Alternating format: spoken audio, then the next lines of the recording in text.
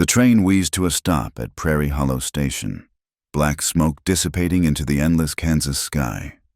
Clara Merritt stood on the wooden platform, her worn leather valise in one hand, the other clutching a letter that had brought her 2,000 miles from home. The paper was soft from handling, its edges frayed. She'd read it so many times she could recite it by heart. Miss Merritt, your qualifications as a school teacher are exactly what our growing community needs. Room and board will be provided at the Widow Henderson's boarding house. Please wire your arrival date to Mr. James Thornberry, Prairie Hollow. But there was no Mr. Thornberry waiting at the station. No Widow Henderson, no one at all except the station master, a grizzled man who barely glanced up from his ledger when she inquired. Thornberry. He scratched his beard. Never heard of him. And the Henderson place burned down 2 winters back. Widow moved to her daughters in Missouri. Clara felt the ground shift beneath her feet, though the platform was solid pine. The afternoon sun beat down mercilessly, and she suddenly understood why they called it Prairie Hollow. The town seemed to sink into the earth, as if the weight of the sky was slowly crushing it. She walked the length of the main street twice. The general store owner shook his head when she showed him the letter. The saloon keeper, she'd swallowed her pride and even asked there, suggested she try the next town over, 40 miles east. The preacher's wife, hanging laundry behind the small church, looked at her with pity, but offered nothing except a cup of water. By evening, Clara sat on a bench outside the closed land office, her trunk beside her. She'd spent her last dollar on the train ticket. The teaching position in Kansas was supposed to be her fresh start, her escape from the memories that haunted her in Ohio. Her sister's death, the debts, the man who'd claimed he loved her but disappeared when she refused to sign over her family's small farm to pay his gambling losses. The wind picked up as darkness fell, carrying dust and the scent of distant rain that would probably never reach this dried-out town. Clara pulled her shawl tighter. She could sleep on this bench tonight. But what about tomorrow? And the day after? She'd been foolish to trust a letter from a stranger, but desperation made people do foolish things, and she'd been desperate enough to believe someone, somewhere, actually needed her. The sound of boots on wood made her look up. A man stood at the edge of the lamplight, tall enough that his face was shadowed by his hat brim. He wore the typical attire of a cattleman, dust-colored pants, a vest over a faded blue shirt, spurs that clinked softly when he shifted his weight. "Ma'am." His voice was deep, careful. "Tom at the store said you were asking about teaching work." "There is no teaching work." Clara kept her voice steady, though exhaustion threatened to crack it. "It seems I've come a long way for nothing." He stepped into the light. His face was weathered but younger than she'd expected. Maybe 35? A scar ran through his left eyebrow, and his jaw was covered in a day's worth of stubble. His eyes were the color of winter creek water, gray with hints of blue. "Wade Thatcher," he said, touching his hat brim but not offering his hand. "I've got a place about 3 miles north. Used to be my father's trading post, but it's been empty since he died last spring. There's a room off the back, separate entrance. Roof doesn't leak." Clara studied him, trying to read his intentions. In her experience, men didn't offer shelter without expecting something in return. "I'm not looking for that kind of arrangement, Mr. Thatcher." Something flickered in his eyes. Surprise, maybe, or respect. "Neither am I. I need someone to mind the place while I'm moving cattle. Maybe fix it up some. If you're inclined. Can't pay much. But there's a garden plot and a well. Chickens, if you can catch them. They went wild months ago." "Why would you trust a stranger with your property?" He was quiet for a long moment, studying her the way she'd studied him. "Way I see it, empty buildings don't last long out here. Wind and weather tear them down, or drifters move in and tear them up. You don't look like either kind of trouble." Clara wanted to laugh at that. If only he knew the trouble that had followed her from Ohio. But what choice did she have? Sleep on this bench and hope another train came through before she starved, walk 40 miles to the next town, on the promise that it might be better. "I know how to work," she said finally. "I can clean, cook, tend animals. I can read and write and do figures. If you need help with accounts." "Don't need all that, just need someone there." He shifted again, and she noticed he favored his left leg slightly. "You can stay as long as you need to figure out your next move, or through winter, if the place suits you. And you, where will you be?" "Got a cabin on the north section. I'm there when I'm not on the range." He paused.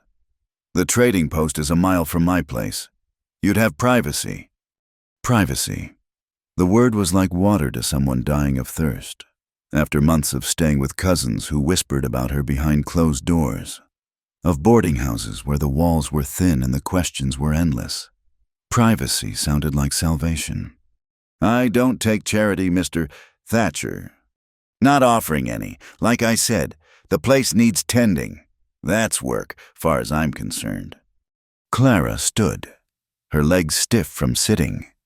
She was tall for a woman, but he still had several inches on her. "When would I start?" "Now, if you're willing. Gets full dark in an hour, and the road's rough." She looked around at Prairie Hollow one last time. The false promises, the empty streets, the bench that would be her bed if she stayed. Then she looked at Wade Thatcher, who waited without pushing, without that hungry look she'd learned to recognize and fear. "I'll need to get my trunk." He nodded and moved to pick it up before she could. He lifted it easily, despite its weight, and carried it to a wagon parked in the shadows. The bed was loaded with supplies, sacks of grain, coils of rope, what looked like fence posts. He helped her up to the seat, his touch brief and impersonal on her elbow. Then he climbed up beside her and clicked to the horses.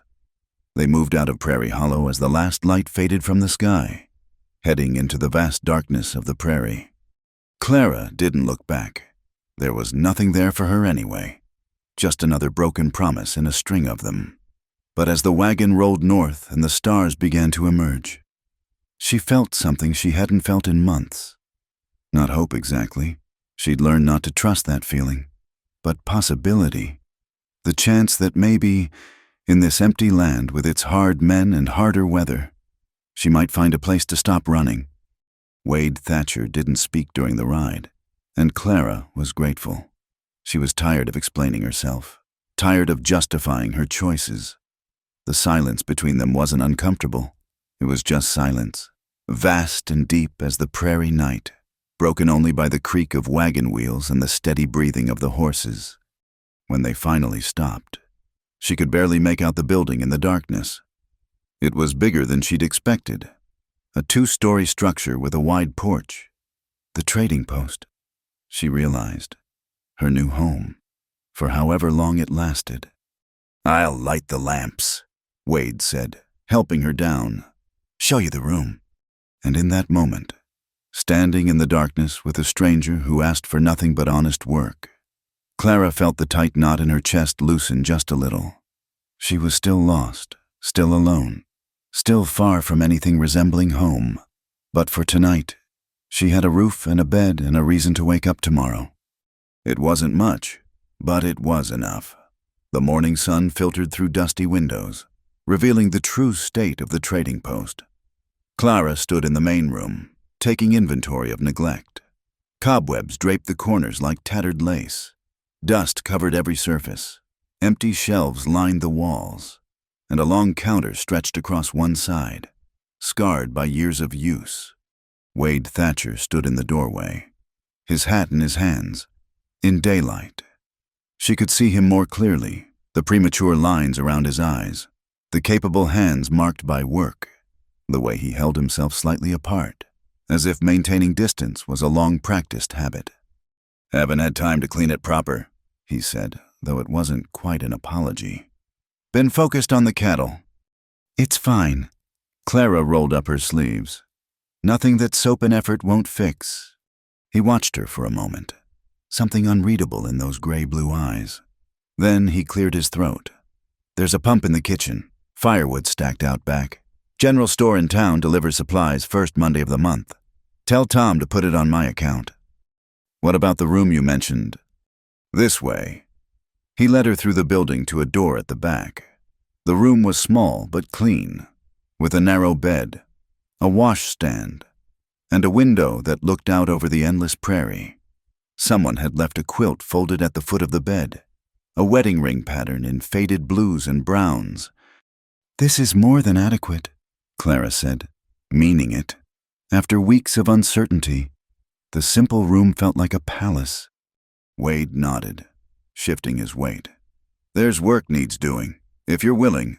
Roof on the storage shed needs patching, fence around the kitchen garden's half down. Like I said about the chickens, they're around somewhere, but they've gone wild." "I can manage all that." "Don't expect you to, just saying what needs doing." He paused at the door. "I'll be heading out with the herd in a few days. Gone maybe 2 weeks. You'll be alone here." The words hung between them. A woman alone, miles from town, in an empty building. Clara had learned to read the unspoken questions in such statements, but Wade's tone held only fact, not suggestion or warning. "I've been alone before, Mr. Thatcher."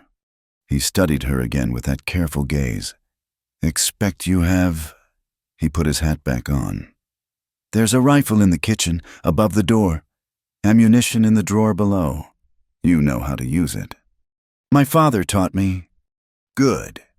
He turned to leave, then stopped. "One more thing.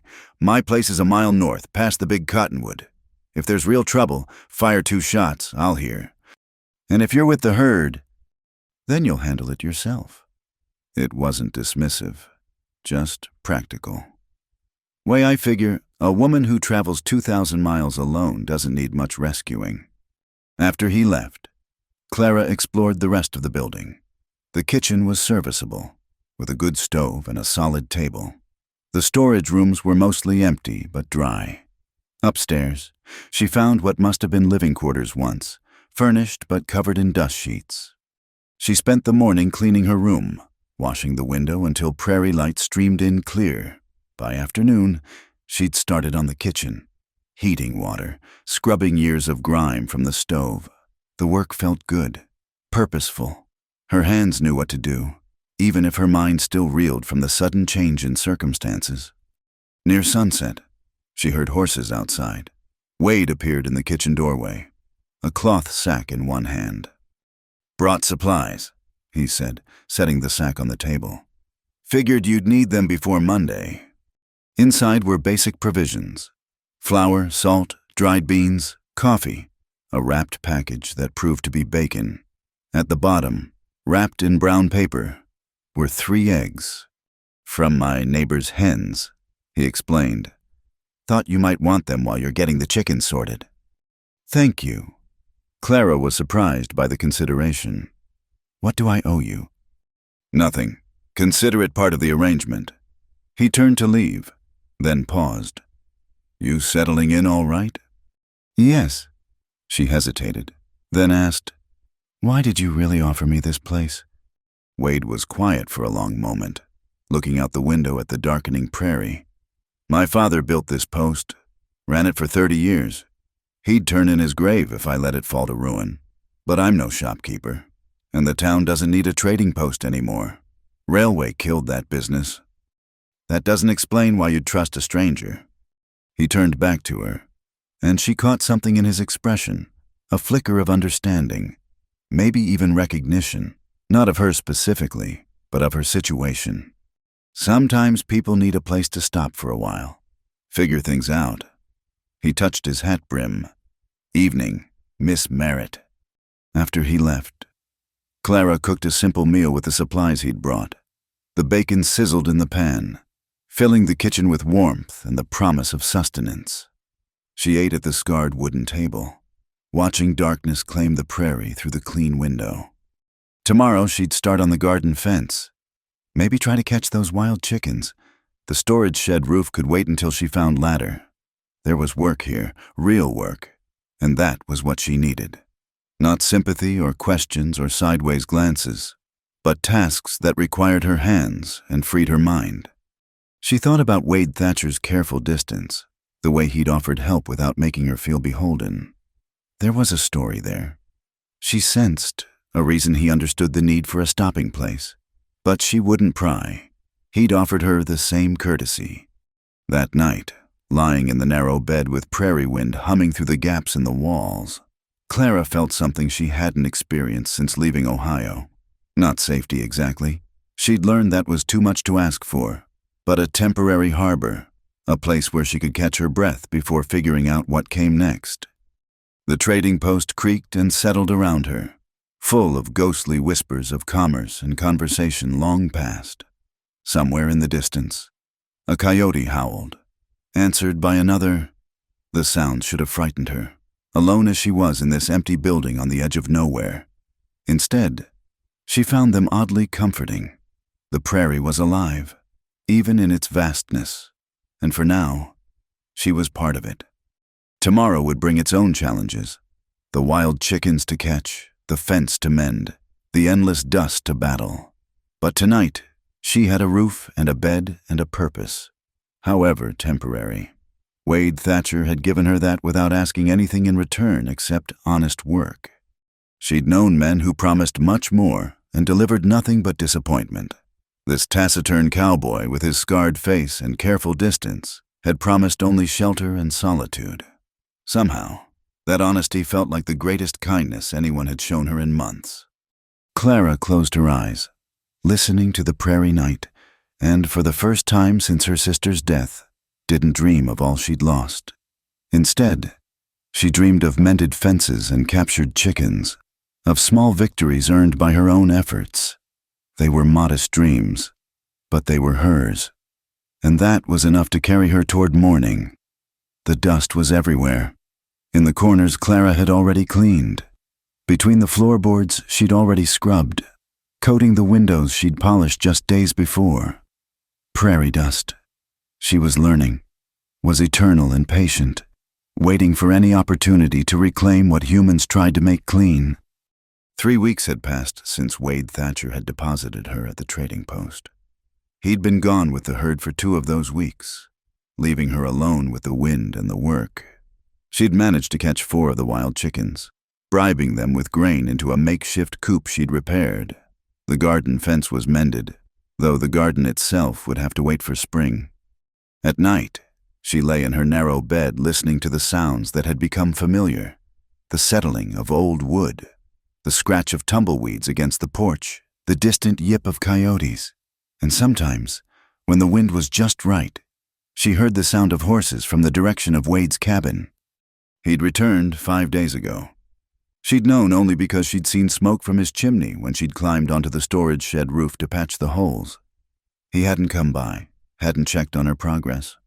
Part of her was grateful for the continued solitude. Another part, a part she didn't want to examine too closely, wondered if he'd forgotten about her entirely.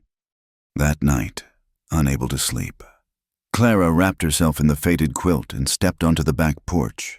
The moon was nearly full, casting silver light across the endless grass. She could see Wade's cabin in the distance, a small dark shape with a thin stream of smoke rising from its chimney. The sound of footsteps made her stiffen, but it was too late to retreat inside without seeming fearful. So she stood her ground as Wade emerged from the darkness. He stopped at a respectful distance, his face shadowed by his hat. "Saw your light," he said by way of explanation. "Wanted to make sure everything was all right. Just couldn't sleep." Clara pulled the quilt tighter. "The moon's so bright." He looked up at it, then back at her. "How are you settling in?" "Well enough. I caught some of your chickens." Heard them complaining about it. Was that humor in his voice? In the moonlight, she couldn't tell. "Tom at the store said you picked up supplies. Everything on the list." "Yes, thank you," she hesitated. "I've started a ledger of expenses, so you know what I'm spending." "Don't need that. I prefer to keep accounts clear." He was quiet for a moment. Then, "My mother was the same way. Kept records of every penny. Said it was the only way to keep men honest." It was the first personal thing he'd told her. Clara found herself hungry for more, for any glimpse behind his careful reserve. But he was already stepping back. "There's a storm coming," he said, studying the sky. "Maybe tomorrow night. You'll want to move anything loose inside. Check the windows." "I will." He touched his hat and turned to go, then paused. "The rifle. You've checked it." "Cleaned and loaded, though I haven't needed it." "Good." He took another step, stopped again. "My father used to make coffee in the evenings. Sit on that porch and watch the sun go down. Said it was the best part of running a trading post, the quiet after the customers left." Clara looked at the porch, trying to imagine it busy with travelers and traders. It must have been very different then. Everything was... His voice carried something, not quite sadness, but a recognition of change that couldn't be stopped. "Night, Miss Merritt." "Good night, Mr. Thatcher." She watched him walk back toward his cabin, his figure gradually swallowed by darkness. The brief conversation left her feeling more alone than before, though she couldn't say why. Perhaps it was the glimpse of history in this place, the reminder that she was just passing through lives that had deeper roots. The storm came as predicted. Clara had secured everything she could, but the wind still found ways to rattle and shake the old building. She lay in bed listening to it howl, feeling the walls shudder with each gust.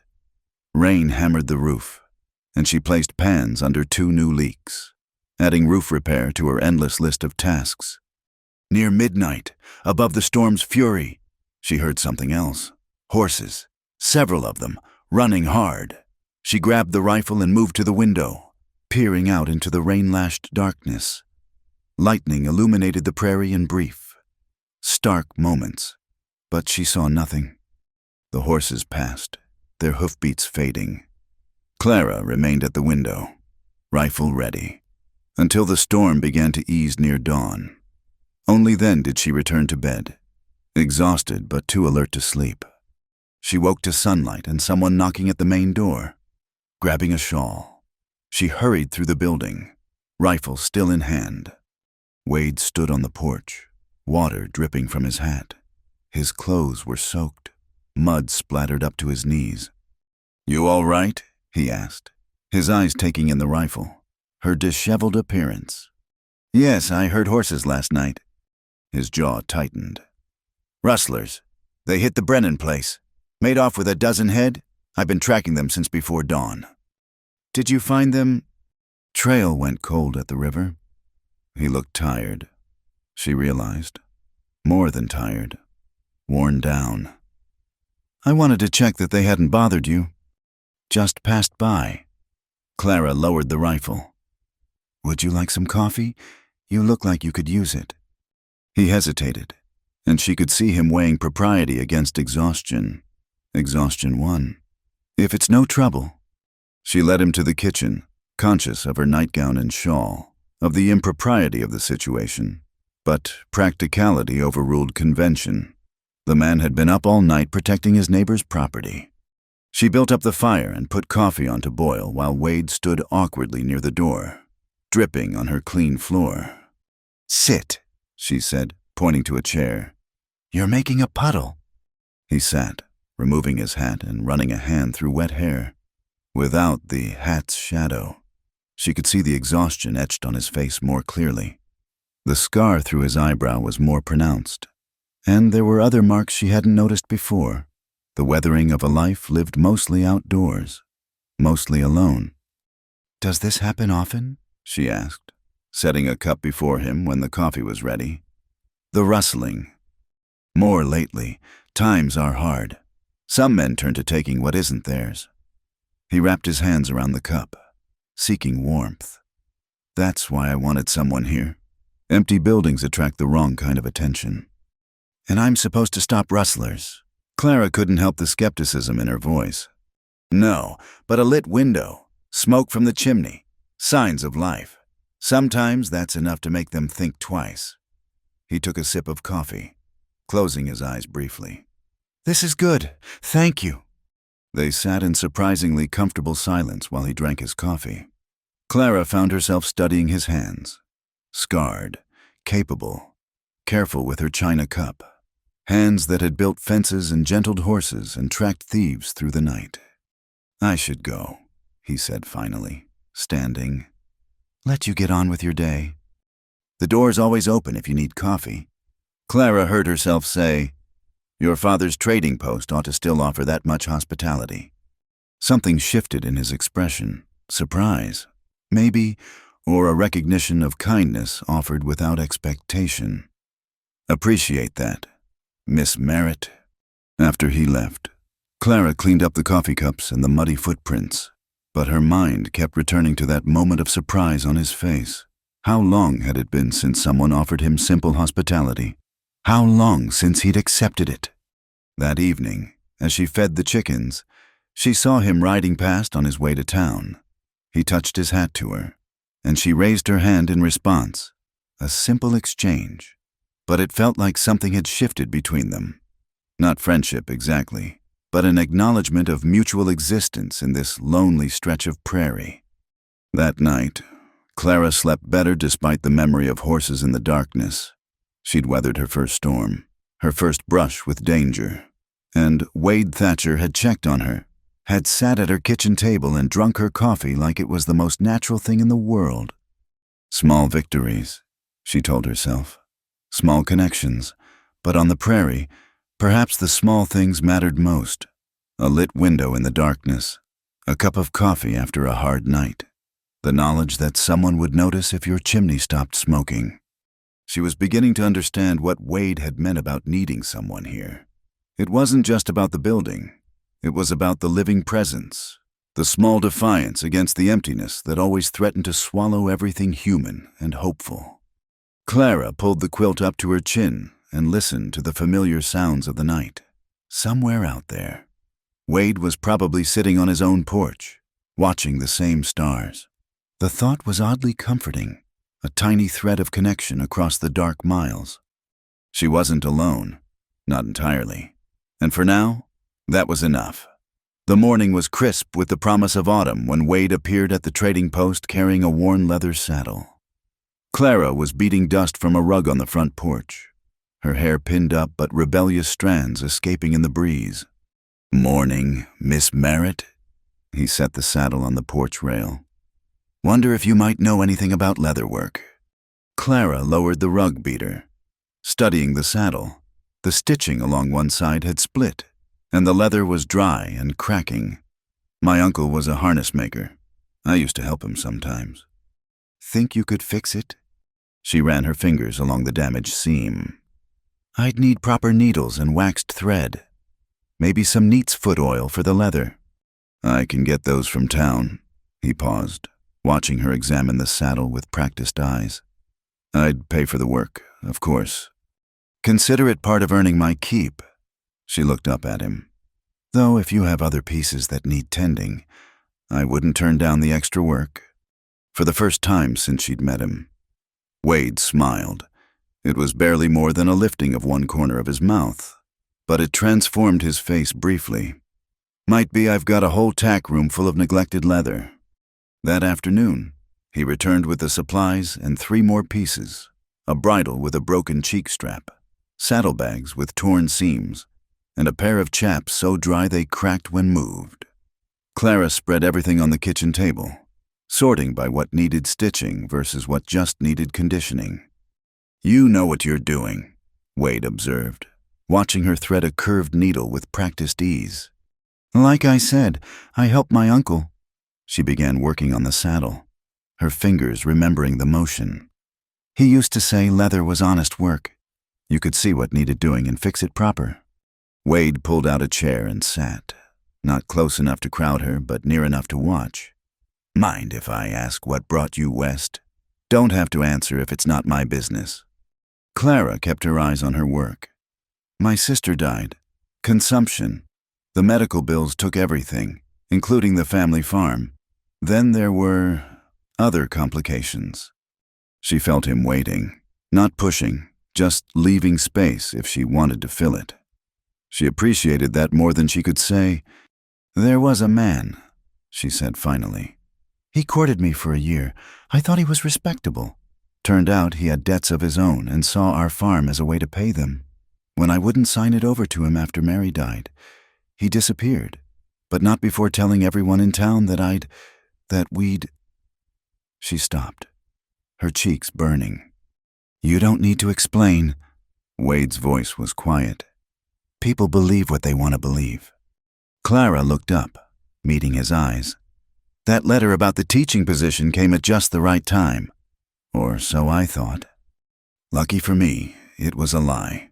He said simply, I needed someone here, and you've done more with the place in a month than I managed in 6. They worked in companionable silence after that. Clara stitched while Wade cleaned and oiled the leather pieces she'd finished. His hands were gentle with the work, patient. She found herself stealing glances at him, at the concentration on his face as he worked oil into the dry leather. You're left-handed, she observed. He glanced up. Most people don't notice. My father was too, used to complain about everything being made backwards. Your father's not living. Died when I was 16. Heart gave out in the middle of plowing. She tried to keep her voice matter-of-fact. Mary and I managed the farm ourselves after that, until she got sick. Wade set down the bridle he was working on. I'm sorry, that's a heavy load for anyone. We all carry loads. Clara focused on her stitching. Some are just more visible than others. He was quiet for so long she thought the conversation was over. Then, I was engaged once, Elizabeth. We were going to be married after I saved enough to buy my own spread. Clara's hand stilled on the leather. Typhoid fever took her 2 summers ago, along with half the county.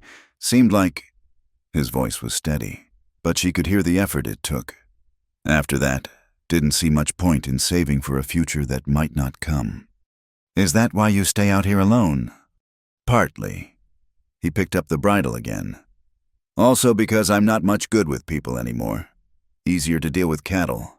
They don't expect conversation. Yet, here you are, Clara said gently. Having a conversation. He looked at her then. Really looked at her. And she saw something in his eyes that made her heart skip. Recognition. Maybe, or possibility. Here I am, he agreed. The moment stretched between them. Fragile as spider silk.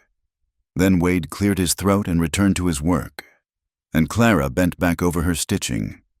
They worked until the sun slanted low through the windows. By then, Clara had repaired the saddle and started on the saddlebags. Wade had conditioned all the leather until it gleamed softly in the golden light. I should head back, he said finally, standing and stretching. Thank you for this.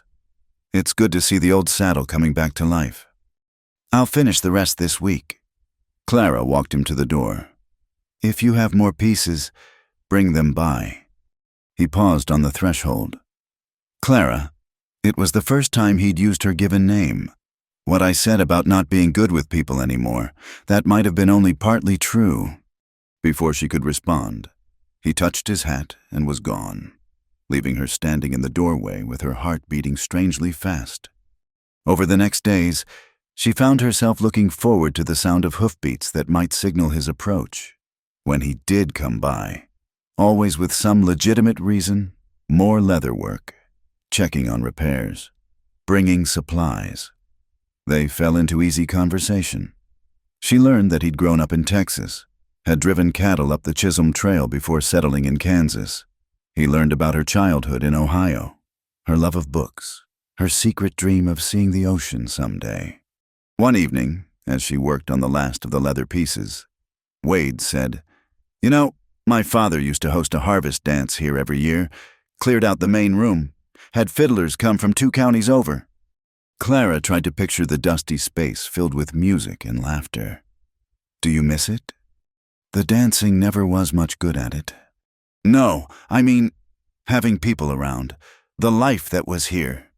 He considered this. Sometimes, but mostly I'm grateful for the quiet. He glanced at her. Present company accepted. Clara felt warmth spread through her chest. I find I don't mind the quiet either. It's peaceful, working on something with your hands while the world goes on outside. Elizabeth used to say, he stopped abruptly, color rising in his face. "Sorry, I shouldn't—" "It's all right." Clara kept her voice gentle. "You loved her. That's nothing to apologize for." Wade looked at her with something like wonder. "Most people get uncomfortable when I mention her." "Most people are afraid of grief." Clara set down her needle. "But grief is just love with nowhere to go. It deserves to be spoken sometimes." He was quiet for a long moment. Then, "You're not what I expected when I picked up a stranded woman at the depot." "What did you expect? Someone who'd complain about the dust and the wind and the isolation? Someone who'd be on the next train out as soon as they saved enough money? And now," he met her eyes, "now I'm hoping you might stay through winter. See if the place suits you when the snow comes." Clara's hands trembled slightly as she picked up her needle again. "I might be persuaded, if the work holds out. There's always work on a ranch." His voice was carefully neutral. "And that garden won't plant itself come spring."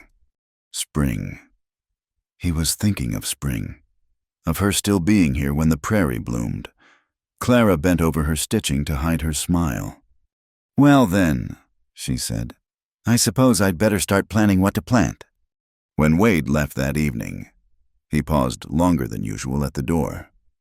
"Clara," he said, and she was getting used to the way her name sounded in his rough voice. "I'm glad that teaching job was a lie." "So am I," she admitted, and meant it. As she watched him ride away in the gathering dusk, Clara realized that somewhere between mending leather and sharing silence, she'd stopped thinking of the trading post as a temporary shelter. It was becoming something else, something that felt dangerously close to home. And Wade Thatcher, with his scarred hands and careful kindness, was becoming something more than just the man who'd offered her refuge.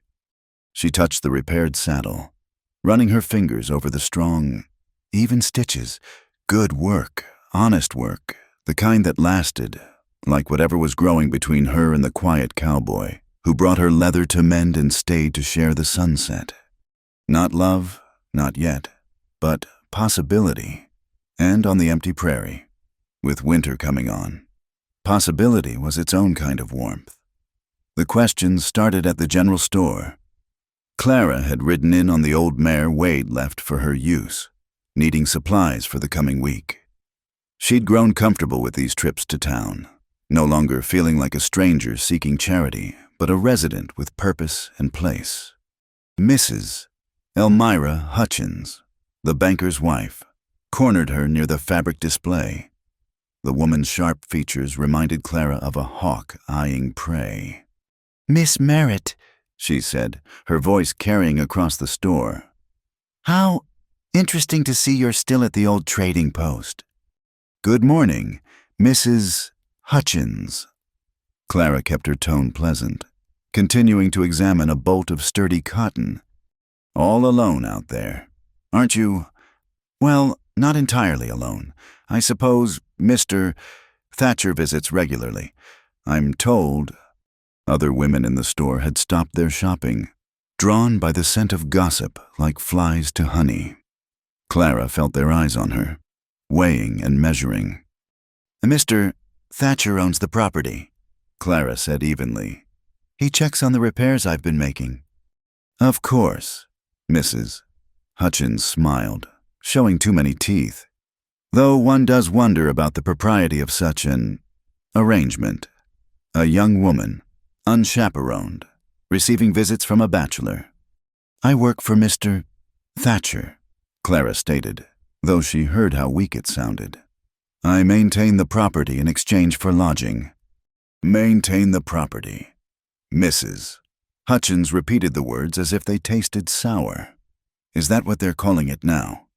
Heat flooded Clara's face, but she forced herself to meet the woman's gaze steadily.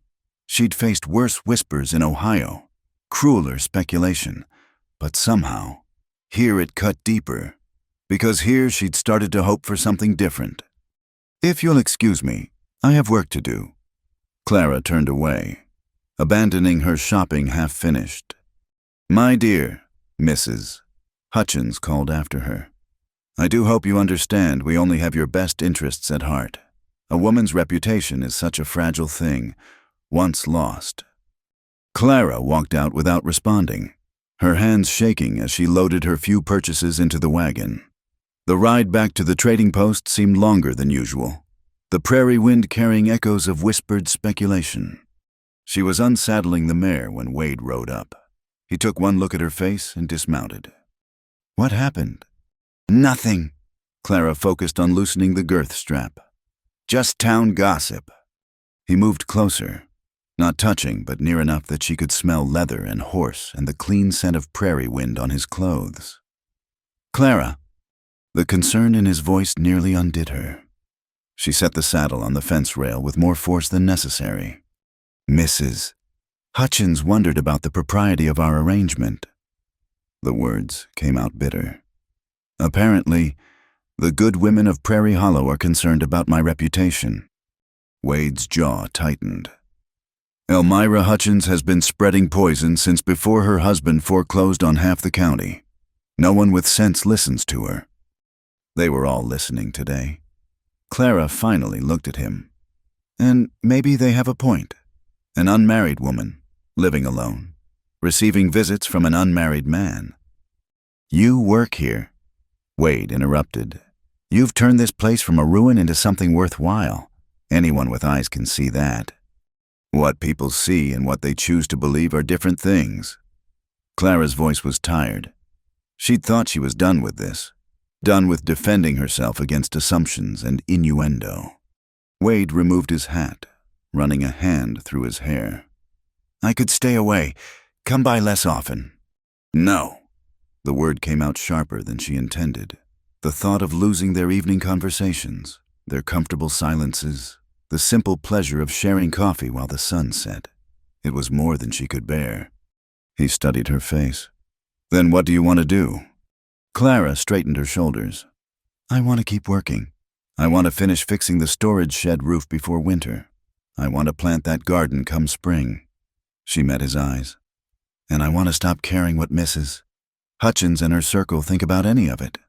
Something shifted in Wade's expression. Pride, maybe, or admiration. "That's the Clara who caught wild chickens and mended leather like she was born to it." "I also burned yesterday's bread and nearly fell off the roof last week." Nobody's perfect. He replaced his hat.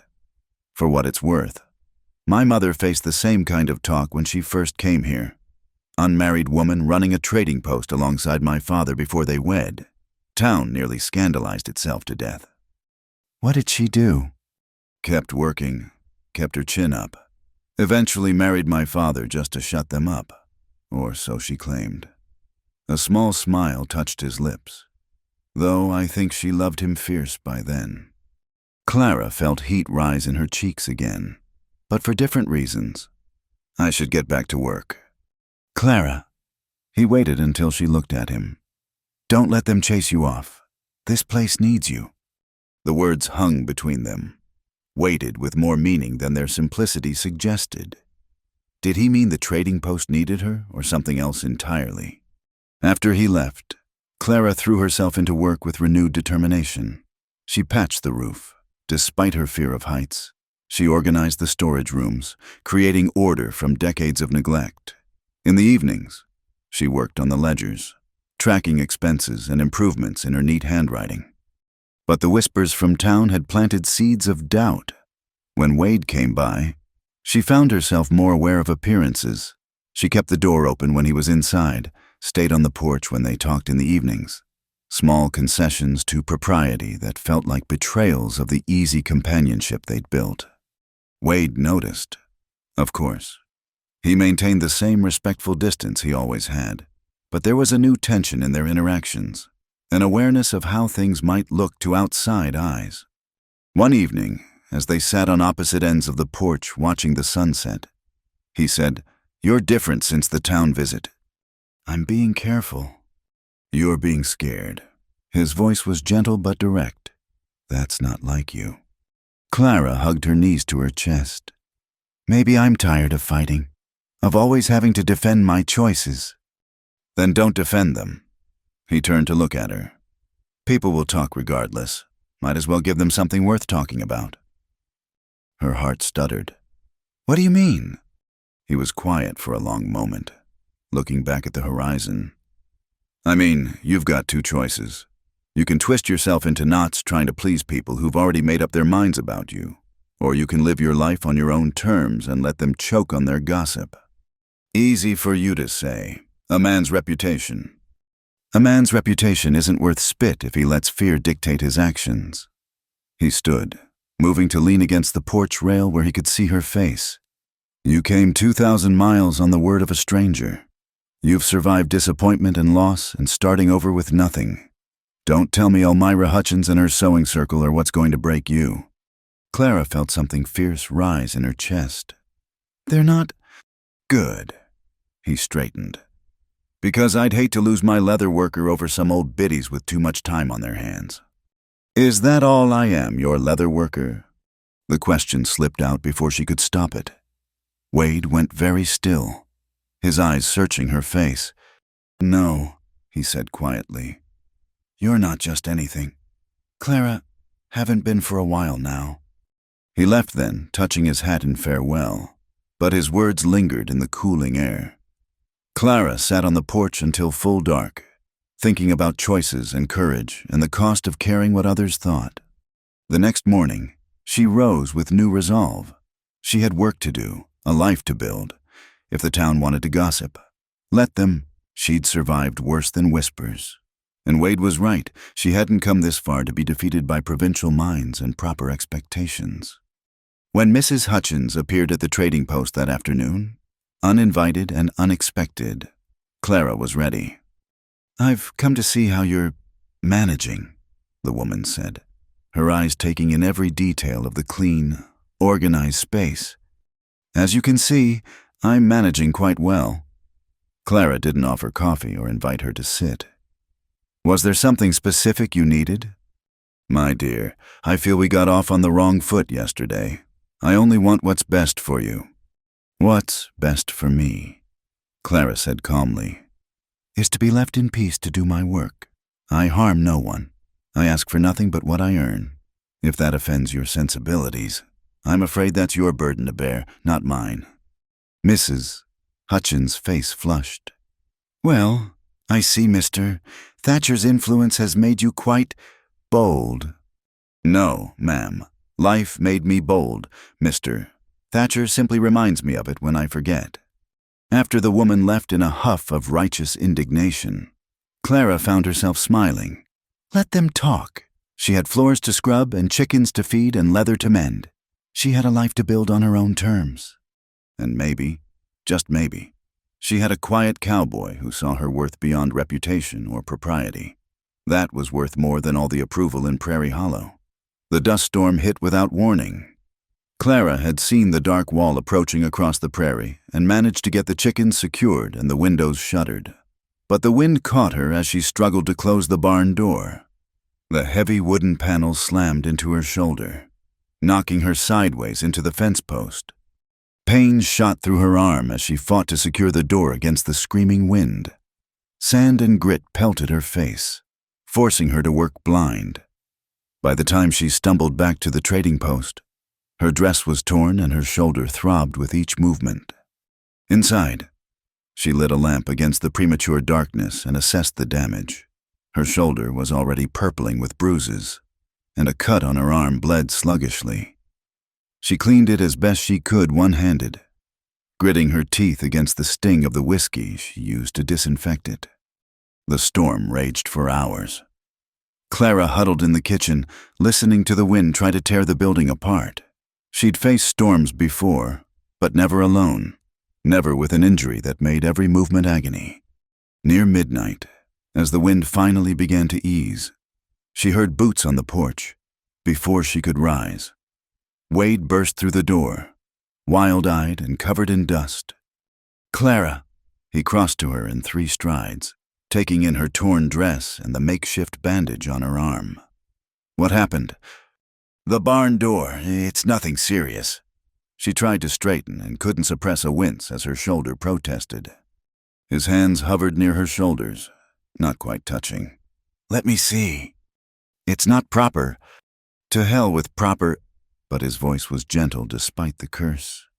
"You're hurt." Clara met his eyes, seeing genuine concern there. Slowly, she eased the torn fabric aside to show the bruising that spread across her shoulder and upper arm. Wade's jaw tightened. He moved to the stove, pumping water into a basin and setting it to heat. "Do you have any salve bandages?" "In the cabinet, but I can manage." "Hush." He found what he needed and returned, pulling a chair close to hers. "This is going to hurt some." His touch was infinitely gentle as he cleaned the cut properly and applied salve to the bruises. Clara found herself watching his face, the concentration there, the way his brows drew together when she couldn't quite suppress a gasp of pain. "I should have fixed that door latch weeks ago," he said quietly. "Known it was loose." "You couldn't have predicted the storm." "Could have predicted the door would cause trouble eventually." His fingers smoothed bandage tape with careful precision. "I've been distracted lately." "By what?" He looked up then, his hand stilling on her arm. "You know by what?" The air between them seemed to thicken. Clara was acutely aware of his nearness, of the warmth of his hands through the thin fabric of her sleeve. "Wade, when I saw the storm hit, all I could think was you were here alone." His voice was rough. "Took me 20 minutes to get the horses secured, and every second I was imagining—" He stopped, shaking his head. "I'm all right." "You're hurt because I left you here alone to face this place." He stood abruptly, moving to the window. "This isn't the life for a woman like you." "A woman like me?" Clara felt anger spark despite the pain. "What kind of woman is that?" "Educated, refined.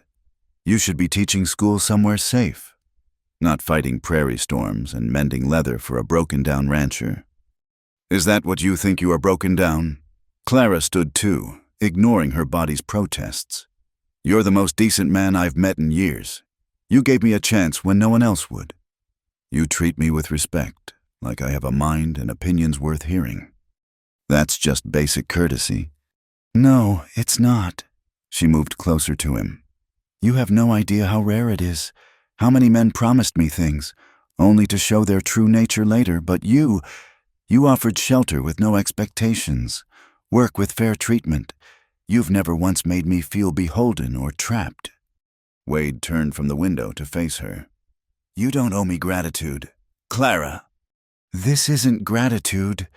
The words came out fiercer than she intended. "This is me telling you to stop deciding what kind of life I should have. I chose to come here. I choose to stay. Not because I have nowhere else to go, but because—" She stopped, suddenly aware of how close they were standing. Wade's eyes searched her face. Because this feels more like home than anywhere I've been since my father died," she admitted quietly. "Because I like the work and the quiet and the sunsets. Because when you're gone with the cattle, I count the days until you return. Because—" "Don't," his voice was strained. "Don't say things you might regret when your shoulder's healed and you remember there's a whole world beyond this prairie. I'm not some naive girl who doesn't know her own mind. Wade Thatcher." "I know that." He raised a hand as if to touch her face, then let it fall. "That's what scares me. You deserve better than a man who rides through storms to check on me, who brings me supplies and trusts me with his father's legacy, who looks at me like—" She trailed off, losing courage. "Like what? Like I matter?" The lamp flickered in a draft, casting shadows across his face. "You do matter, more than I have any right to let you." They stood frozen, the moment balanced on a knife's edge.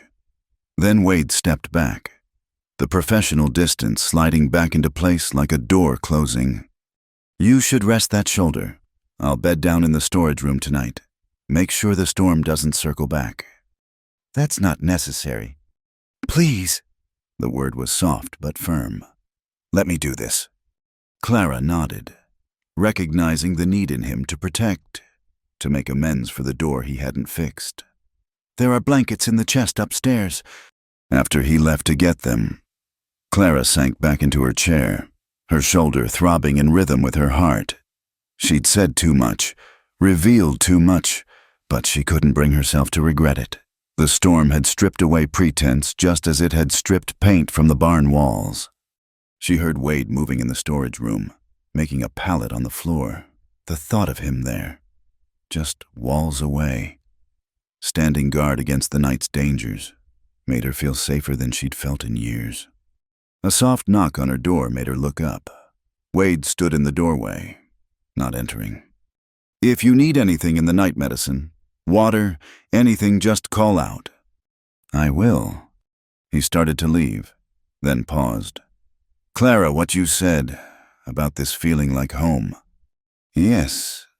I'm glad this place, it's been waiting for someone like you for a long time." Before she could ask if he meant the trading post or something else entirely, he was gone, pulling the door softly closed behind him. Clara sat in the lamplight, listening to the dying wind and the sound of Wade settling in for his vigil. Her shoulder ached, but underneath the pain was something else, a warmth that had nothing to do with the salve he'd applied so carefully. She thought about his hands, gentle on her injuries, his voice, rough with worry, the way he'd said she mattered, like the words were pulled from somewhere deep and closely guarded. Tomorrow, she knew, they would retreat to safer ground. He would maintain his respectful distance, and she would pretend the storm hadn't stripped them both down to truth. But tonight, with the prairie wind dying to whispers and Wade keeping watch in the darkness, Clara allowed herself to hope. Not for grand declarations or sudden changes, just for the possibility that two damaged people might find in each other not just shelter from storms, but something stronger and more lasting, something worth weathering whatever winds might come. She rose carefully, favoring her shoulder, and prepared for bed. Through the thin walls, she could hear Wade shifting on his makeshift bed, probably uncomfortable on the hard floor but too stubborn to complain. "Good night, Wade," she called softly. There was a pause. Then, equally soft, "Good night, Clara. Rest easy." And despite the pain, despite the uncertainty of what morning would bring, she did.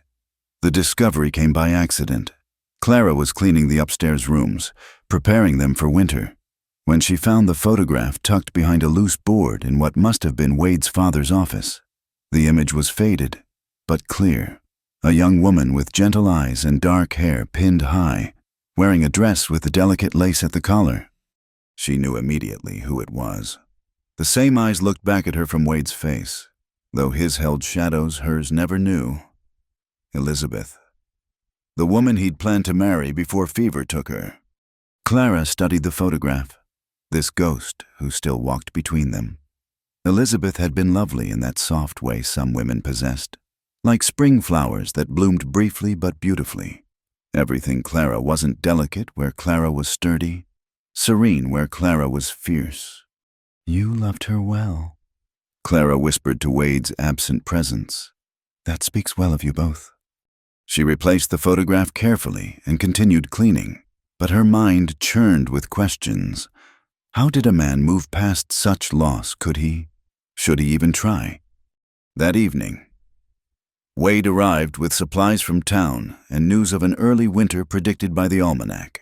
They worked together storing grain and checking the building for drafts that would need sealing. Normal tasks. But Clara felt the weight of her discovery between them. As they secured the last shutter, Wade said, "You're quiet tonight." "Am I?" Clara forced a smile. "Just thinking about winter preparations." He studied her with those keen eyes that missed little.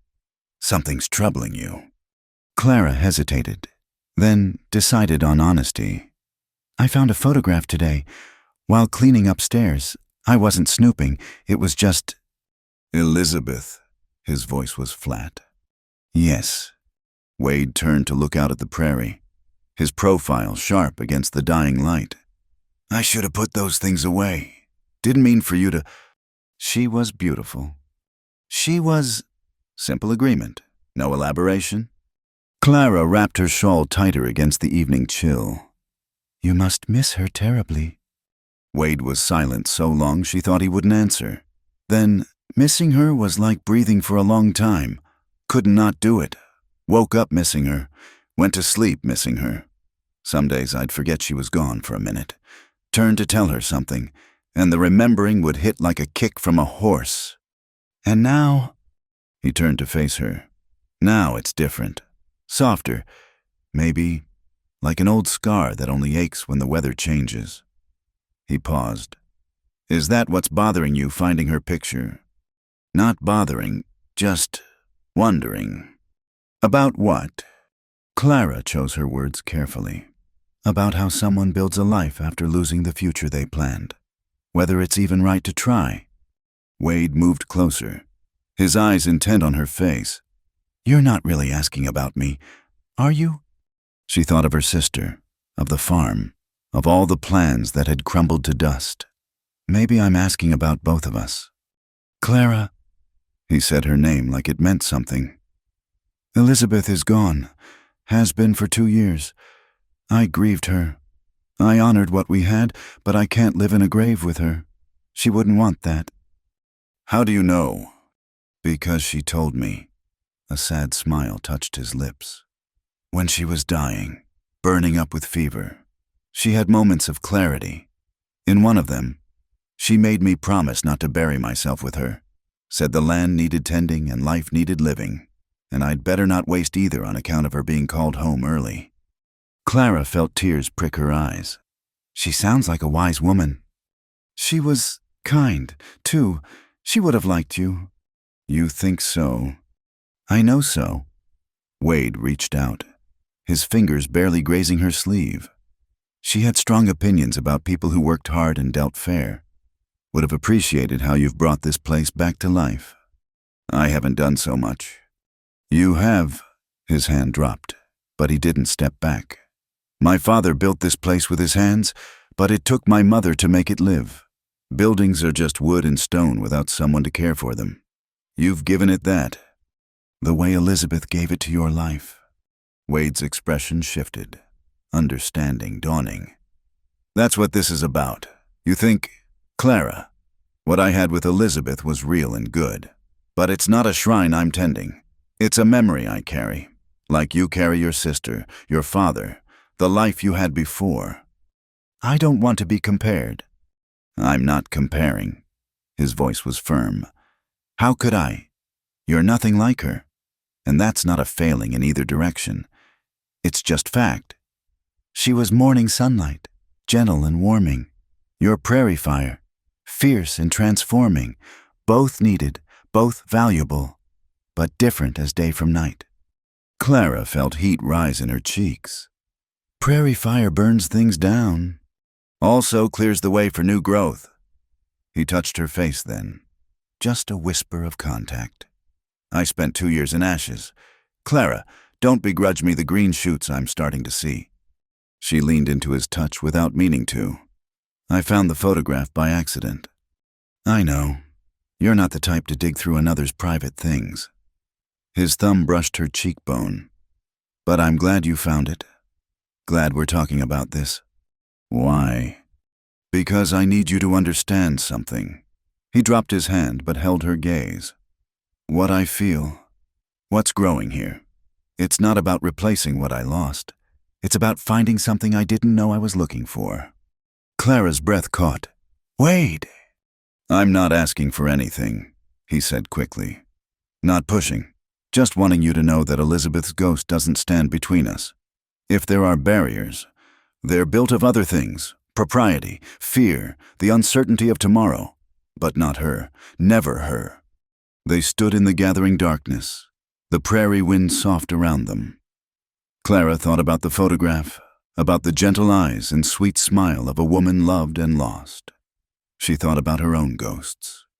Mary, the farm, the life that had crumbled beneath her feet. I dream about my sister sometimes, she said quietly. She tells me I'm wasting time, that life is shorter than we think and chances are rarer than we hope. Wise woman, your sister. She is. Clara smiled sadly. It's strange, isn't it, how the dead can be more present than the living sometimes? Only if we let them be. Wade glanced toward the building. That's why I left those photographs up there. Not to mourn over, but to remember when remembering felt right. But they don't belong in the main rooms anymore. This is your space now.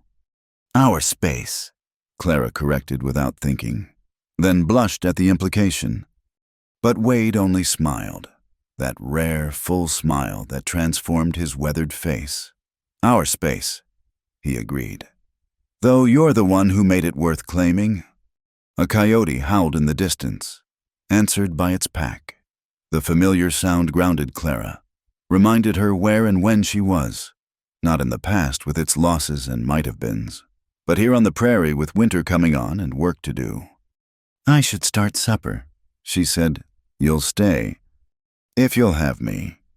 They walked back inside together, the moment of revelation settling between them like dust after wind. As Clara lit the lamps and stirred the stove to life, she felt something ease in her chest. The photograph upstairs no longer felt like competition or judgment. It was simply what Wade had said, a memory carried, like her own.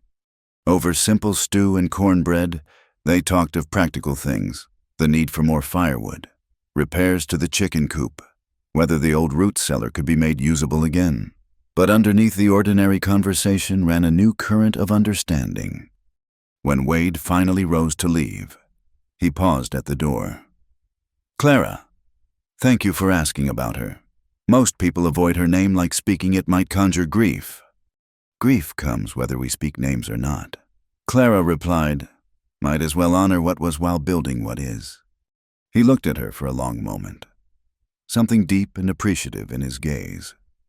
Elizabeth would have definitely liked you, he said again, and she would have had strong words for me if I let fear or old sorrow blind me to what's right in front of me. After he left, Clara climbed the stairs to the office. She took the photograph from its hiding place and set it properly on the dusty desk. Tomorrow she would clean this room too, make it useful again. But tonight, she simply sat with Elizabeth's image. This woman who had loved Wade well and died too soon. He's a good man, she told the photograph. You knew that, of course. I'll try to be worthy of the trust you placed in him, the life you told him to live. The photograph smiled its frozen smile, forever young and gently beautiful. Clara smiled back, then rose and went to her own room. The past deserved its honor, but the future deserved its chance. And here on the prairie, with winter winds beginning to blow and a scarred cowboy learning to hope again, she was finally ready to help build both. The words came spilling out on a cold November evening. Wade had brought venison from a successful hunt, and they were working together in the kitchen, him cleaning the meat while Clara prepared vegetables for stew. The domesticity of it, the simple rhythm of shared labor, somehow loosened the locks she'd kept so carefully fastened. I wasn't always alone in Ohio, she said suddenly, her knife pausing over the potatoes. After my father died, there were uncles, cousins, men who thought a farm run by two young women was an opportunity. Wade's hands stilled on the venison, but he didn't look up, didn't interrupt. They came around offering help at first, neighborly concern, they called it, but there were conditions, always conditions. Clara resumed cutting, her movements sharp and precise.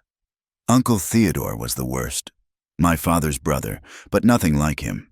He wanted to manage the farm, manage us, said it wasn't proper. Two unmarried women living alone. What happened? Mary got sick.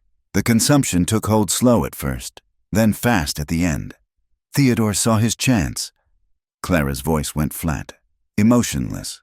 Said he'd pay for the doctor, the medicines, if I signed the farm over to him. Temporary, he said, just until Mary was well and I could make a proper marriage. Wade looked up then, his eyes dark with understanding. I signed. The words tasted bitter even now. What choice did I have? Mary needed care I couldn't afford. But the medicines didn't help, and the doctor, he was Theodore's friend. I think he knew Mary was past helping, but he kept coming, kept charging, until the farm was gone past recovering. Yes. Clara set down the knife, her hands trembling slightly. Mary died in September. By October, Theodore had moved his eldest son into our house. I was allowed to stay on as housekeeper. Room and board in my own home, cooking and cleaning for the men who'd taken it. Clara! Wade's voice was rough with suppressed anger.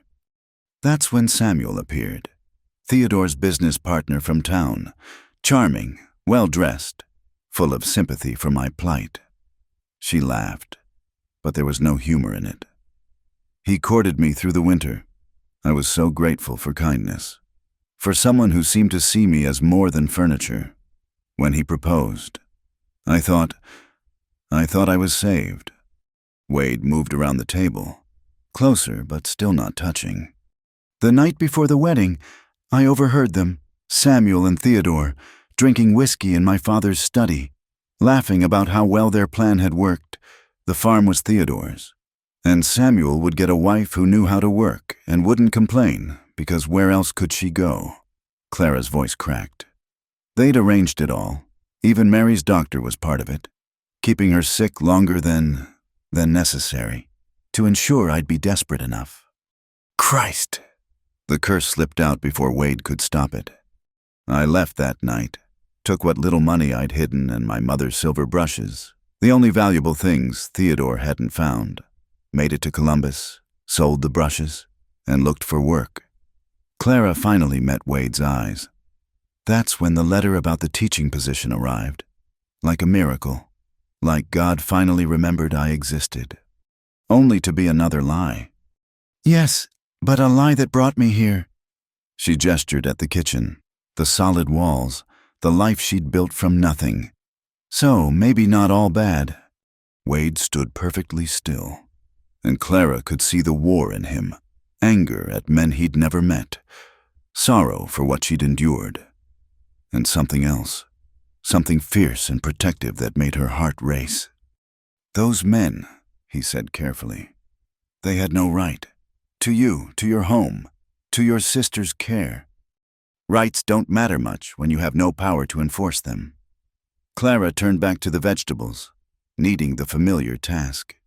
A woman alone has few options. I learned that hard and well. You're not alone now. The simple statement hung between them. Clara's hand stilled. No, she agreed quietly. I'm not. Wade moved then, taking the knife from her unresisting fingers and setting it aside. Look at me. She did, finding his face closer than expected, his eyes intense with emotion. What those men did, using your love for your sister, your trust, your need, that's about their failings, not yours. You did what you had to do to try to save Mary. That took courage. It took desperation. Sometimes they're the same thing. His hands came to rest on her shoulders, warm and steady. You're the strongest person I know, Clara Merritt. You survived betrayal and loss and lies, and you're still standing, still working, still able to trust enough to tell me this. I haven't told anyone, not all of it. I'm honored you told me. His thumbs moved in small circles, soothing. And I need you to hear something. Clara waited, acutely aware of his touch, of the concern in his eyes. If you stay here, through winter, through spring, through as many seasons as you choose, it's because you want to, not because you need shelter or have nowhere else to go, not because of obligation or desperation or any reason other than your own free choice. His voice was fierce now. You owe me nothing, ever. No conditions, no expectations, no debts that need paying. You work because you choose to work. You stay because you choose to stay. And if tomorrow you decide to leave, I'll drive you to the station myself and wish you well. Tears spilled down Clara's cheeks before she could stop them. Wade! I mean it. He pulled her against his chest, and she went willingly, burying her face in his shirt. Your life is yours. Clara, your choices are yours. Anyone who tries to take that from you will have to go through me. She cried then, really cried, for the first time since Mary's death. Cried for her sister, for her lost home, for the girl who'd trusted too easily and learned too harshly. Wade held her through it, his arms strong and safe, his heartbeat steady beneath her ear. When the storm passed, she pulled back enough to see his face. "I choose to stay." "Why?" There was no pressure in the question, just genuine curiosity. "Because this is the first place I've felt like myself since Father died. Because the work matters and the quiet helps and the chickens need feeding." She managed a watery smile. "Because you see me as I am, not as something to be managed or possessed or fixed." "You don't need fixing." He wiped a tear from her cheek with his thumb. "Maybe some of us are meant to be a little broken. Makes us appreciate the good parts more." "Is that what we are, a little broken?" "Maybe, but broken things can be mended." He gestured at the leather goods she'd repaired, now supplely functional on their hooks. Sometimes they're stronger for it. Clara thought about that, about the careful stitches that held torn things together, about the patience required to work oil into neglected leather until it remembered its purpose. "I'm not good at trusting," she said. "Not anymore." "I'm not asking for your trust. I'm earning it, day by day, choice by choice." Wade stepped back, giving her space. "However long that takes." They finished preparing dinner in companionable silence, the weight of shared truth settling between them like a warm blanket. As they ate, Clara felt something ease in her chest. The past was still there, would always be there. But it no longer felt like chains holding her down. Instead, it was just another part of her story, the chapters that led her here. "Thank you," she said as Wade prepared to leave, "for listening, for understanding. Thank you for telling me." He paused at the door. "Clara, those men back in Ohio, they were fools. Their loss brought you here, and I'm grateful for it. But I'm sorry for what it cost you." After he left, Clara stood in her kitchen, truly hers now. She realized, not just borrowed or temporary, and breathed deeply. The venison stew simmered on the stove, filling the space with warmth and the promise of sustenance. Outside, the wind howled its winter song, but inside she was safe. Not just from weather, but from the kind of men who saw her as opportunity or commodity. Wade had promised that, and she believed him. More than that, she believed in her own strength, tested and proven. She'd survived the worst already. Whatever came next, she could face it. Tomorrow there would be more work, more small steps toward building something lasting. But tonight, she had told her truth and been met not with calculation or judgment, but with understanding and fierce protection. It was more than she'd dared hope for when she stepped off that train in Prairie Hollow. It was, perhaps, the beginning of learning to hope again at all. The cold came early that year, December arriving with teeth. Clara had banked the fires and secured every shutter, but still the wind found ways to creep in, carrying whispers of the blizzard the old-timers in town predicted. She'd been restless all day, unable to settle to any task. The mending lay abandoned, the bread had nearly burned, and she'd read the same page 3 times without comprehending a word. Something electric filled the air, like the moment before lightning strikes. Near midnight, she gave up on sleep. Wrapped in her heaviest shawl and carrying a lamp, she made her way to the main room of the trading post. The space felt different in the deep night, larger, full of shadows and memory. She nearly jumped when a knock came at the door, but she knew that knock, knew the rhythm of it like her own heartbeat. Wade stood on the threshold, snow already dusting his shoulders. "Saw your light." "Couldn't sleep." "Me neither." He stepped inside when she moved back, bringing the scent of winter and wood smoke with him. "Storm's going to be bad. Wanted to make sure you had enough wood split." "I have plenty." She set the lamp on the counter, watching him in its golden glow. He seemed different tonight, unsettled, like he was fighting something internal. "What's really wrong?" He removed his hat, running fingers through his hair in that gesture she'd come to recognize as uncertainty. I've been thinking about what we talked about choices and freedom and staying because you want to, not because you have to. Clara's stomach tightened, and I realized I've been a coward.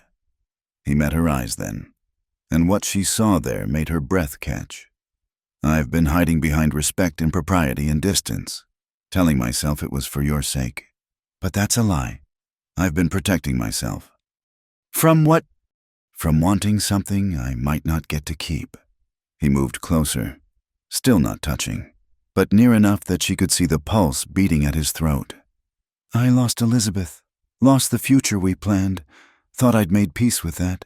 Then you arrived with your fierce eyes and capable hands, turning my father's empty building into something alive again. And I realized I wasn't done hoping after all. Clara's hands trembled as she pulled her shawl tighter. Wade. Let me finish. His voice was rough with emotion. I need you to know, need you to understand that what I feel isn't about loneliness or convenience or replacing what I lost. It's about you. The way you face each day like it's a challenge you intend to win. The way you treated those chickens like they were prize horses until they believed it too. The way you look at me like I'm worth knowing, scars and all. The lamp flickered, casting dancing shadows on the walls. Outside, the wind picked up, rattling the windows with increasing force. I'm not asking for promises, Wade continued. Not asking for anything you're not ready to give. But I'm done pretending I don't wake up thinking about you. Don't spend my days finding excuses to come by. Don't lie awake wondering if you're warm enough, safe enough, happy enough. Clara felt tears prick her eyes. I never asked you to pretend. No, you didn't. That was all my doing. He finally reached out, his fingers barely grazing hers where they clutched the shawl. But I'm asking now, can I stop pretending? Can I tell you that you've become essential to me as breathing? Can I admit that when I think about spring, about summer, about years from now, you're in every picture? The wind howled, and somewhere a shutter broke loose, banging against the wall. Neither of them moved. I'm scared, Clara whispered. Of what? Of wanting this, of believing it could last, of waking up to find it's another pretty lie that leaves me with nothing. Wade's hand covered hers fully then. Warm and calloused and real. I can't promise forever, no one can, but I can promise that what I offer is true. No tricks, no conditions, no secret plans. Just a man who thinks you're remarkable asking if you might think he's worth the risk. Clara looked at their joined hands, at the simple honesty of the touch. She thought of all the calculated kindnesses she'd known, all the affections that came with price tags. This wasn't that. This was Wade, who'd offered her shelter with no expectations, who'd listened to her ugliest truths without flinching, who looked at her like she was precious but never fragile. I've been scared too, she admitted. Scared of how much I want to reach for you, of how empty this place feels when you leave, of how I've started thinking of this as home not because of the building, but because you're nearby. His breath caught. Clara! She pulled her hand free, but only to reach up, her fingers tracing the scar through his eyebrow with infinite gentleness. I'm tired of being scared, tired of letting the past decide my future, tired of pretending I don't count your visits. Don't listen for your horse. Don't feel safer knowing you're just a mile away. What are you saying? I'm saying yes. The words came out stronger than she expected. Yes to stopping the pretense. Yes to admitting what we both know. Yes to seeing where this leads without fear driving the wagon. Wade made a sound, half laugh, half sob, and suddenly his arms were around her, pulling her against him. Clara went willingly, her own arms winding around his neck, holding on like he might disappear if she let go. I'm not him, Wade whispered against her hair. Those men who took from you, I'm not them. I know. She pulled back enough to see his face, her hands framing it. You're Wade Thatcher, who brings me leather to mend and worries about my firewood and looks at me like I painted the stars. I know exactly who you are. He kissed her then, soft and careful, like she was something precious he'd been given permission to hold. Clara kissed him back, pouring into it all the lonely nights and careful distances and unspoken wants of the past months. When they parted, both breathing unsteadily. The storm outside had intensified. Snow drove against the windows with fury, and the wind shrieked through every gap. "I should stay," Wade said. "The storm." "Stay." Clara stepped back but caught his hand, leading him to the kitchen where the stove still held warmth. "We'll make coffee, watch the storm, talk about spring gardens and summer plans and all the things we've been too careful to imagine." He squeezed her hand. "You're sure?" "I've never been more sure of anything." She smiled, feeling lighter than she had in years. "Except maybe that those chickens were worth catching." Wade laughed, the sound rich and warm in the cold night. "Those chickens are probably the smartest animals in Kansas, letting you catch them." They made coffee and sat at the kitchen table, hands linked across the scarred wood, talking in low voices while the blizzard raged outside. They spoke of practical things, expanding the chicken coop, repairing the barn properly, maybe getting a milk cow. But underneath ran a current of something new, something acknowledged and accepted. "I want to court you proper," Wade said as the night wore toward dawn. "Take you to town dances, Sunday dinners, all of it. Let everyone see that you're spoken for, if you'll have me." Clara thought of Mrs. Hutchins and her gossip circle, of the whispers that would follow. Then she looked at Wade's earnest face, at this good man who'd waited patiently for her to be ready, who offered love without conditions or chains. "Let them talk," she said. "I'll be too busy being happy to care." He lifted their joined hands, pressing a kiss to her knuckles. "That's my Clara, fierce as a prairie storm and twice as beautiful." "Storms destroy things," she reminded him, "and clear the way for new growth." He smiled. "I told you that once." "So you did." Clara leaned against his shoulder, feeling the solid warmth of him. "I think I'm beginning to believe it." Outside, the blizzard howled its fury, but inside the kitchen was warm with lamplight and possibility. They sat together, planning a future neither had dared imagine alone, while winter did its worst beyond the walls. But Clara wasn't afraid. She'd weathered worse storms than this, and now, with Wade's hand in hers and spring already taking root in their words, she knew the best was yet to come. The trading post had given her shelter when she needed it most, but Wade, steady, patient, wonderful Wade, had given her something better. He'd given her choice, and time, and the space to heal. And now, in choosing him freely, she'd found not just love but herself again. The lamp burned low as dawn approached, the storm finally beginning to ease. Soon Wade would have to check on the animals, and Clara would need to tend her chickens. But for now, they sat in the warm kitchen, hands clasped, hearts open, building tomorrow word by word, while the prairie slept beneath its blanket of new snow. Dawn broke clear and cold, the blizzard having spent its fury in the night. Clara stood on the porch, Wade's coat draped around her shoulders, watching the sun paint the snow-covered prairie in shades of rose and gold. Inside, she could hear him stoking the stove, the comfortable domestic sounds that promised warmth and coffee and a new beginning. "Beautiful morning," Wade said, joining her on the porch. He'd rolled up his sleeves despite the cold, and she could see the strength in his forearms, the capable hands that had held hers through the night while they talked of everything and nothing. "It is." Clara leaned into him slightly, testing this new freedom to seek his warmth.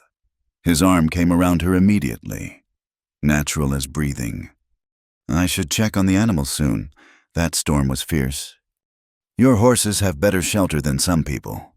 She smiled up at him. "They're probably wondering why you're not there with your usual sunrise oats." "They can wonder a bit longer." He pressed a kiss to her temple, gentle and unhurried. "I'm exactly where I want to be."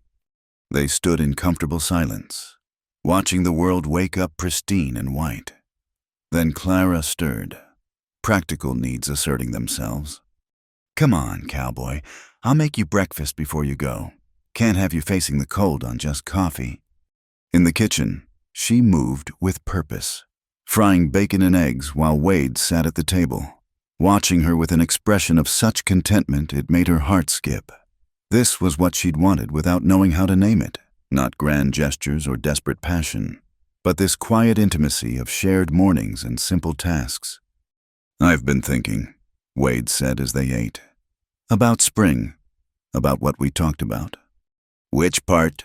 "We talked about a lot of things." "The garden, but more than that." He set down his fork, suddenly serious. "Clara, I want to do this right. Court you proper, like I said, but I want everyone to know where we're headed, that you're not just working here anymore." Clara felt her cheeks warm. "What are you saying?" "I'm saying I want to put a ring on your finger when you're ready. Want to stand up in front of the town and promise to love and protect you for whatever years God gives us." He reached across the table to take her hand. "I'm saying I want you to be my wife. Clara, not today, not before you're certain, but someday, when you know for sure that this is what you want." "Wade," her voice came out breathless. "I know it's fast, know you have every reason to be cautious, but I also know what I want, and that's a life with you in it, building something together, making this place, this whole spread ours instead of mine." Clara turned her hand to lace their fingers together. "You'd give me time to be certain." "All the time you need, months, a year, whatever it takes for you to believe that this is real and lasting." His thumb stroked over her knuckles. "I'm not going anywhere. Clara, the land needs tending, the cattle need running, and I need you, simple as that." She thought about the girl who'd stepped off the train months ago, desperate and alone, carrying nothing but disappointment and a worn valise. That girl couldn't have imagined this. A warm kitchen, a good man's honest proposal, a future stretching out like the prairie itself, vast and full of possibility. "I don't need a year," she said softly. "Maybe not even months. But I need to know this is mine, that I've chosen it freely, not because I had nowhere else to go. That's all I want, for you to choose me because you want to, not because you need to." Wade squeezed her hand. "So we court. We let the town see us together. We weather their gossip and their speculation. And when you're ready, only when you're ready, we make it official." Clara stood, moving around the table to stand before him. He looked up at her, his gray-blue eyes full of patience and promise. "I love you," she said, the words coming easier than she'd expected. "I think I have for a while now. I just needed to be brave enough to admit it." Wade's face transformed with joy. He pulled her down onto his lap, holding her close. "Say it again." "I love you, Wade Thatcher. You and your 2 early morning cattle runs and your careful kindness and the way you look at me like I'm remarkable just for being myself. You are remarkable." He cupped her face in his hands. "And I love you. Clara Merritt. Have since the day I found you catching those chickens and talking to them like they were rational creatures." They kissed then, longer and deeper than the night before, with sunlight streaming through clean windows and the future spread before them like a gift. When they finally parted, both breathless, Clara laughed. "The chickens are rational creatures. They just needed someone to recognize it. See, remarkable." Wade helped her stand, though he seemed reluctant to let go. "Now I really do need to check on those horses, but I'll be back for supper." "You'll be back for supper?" She smoothed his collar, the gesture wifely and intimate. "And tomorrow, and the day after, until the town runs out of gossip and has to accept that we're boringly devoted to each other." "Boring sounds perfect." He kissed her once more, quick and sweet. "I'll start spreading the word today, that Clara Merritt has agreed to let me court her, and any man who has opinions about it can discuss them with me directly. Wade, You don't need to fight for my honor. Not fighting, just making things clear. He put on his coat and hat. You fought your own battles to get here. Least I can do is stand beside you now. After he left, Clara hummed as she cleaned the breakfast dishes. Through the window, she could see him heading toward his place, his horse picking carefully through the snow. Later, she knew he'd return. They'd share supper and conversation, building their future one evening at a time. She thought about his proposal, about the ring he wanted to put on her finger when she was ready. The old Clara, the one who'd arrived on that dusty platform, might have seen it as another trap, another man trying to own her. But this Clara, the one who'd mended leather and caught chickens and survived prairie storms, knew better. Wade offered partnership, not ownership, love, not possession. A future built together, not a life where she disappeared into his shadow. He'd waited for her to be ready, given her space to heal and grow and choose. That patience, that respect, was worth more than all the pretty words other men had spoken. A knock at the door interrupted her thoughts. She opened it to find young Tom from the general store, grinning ear to ear. "Morning. Miss Clara, mister. Thatcher asked me to deliver this." He handed her a small package.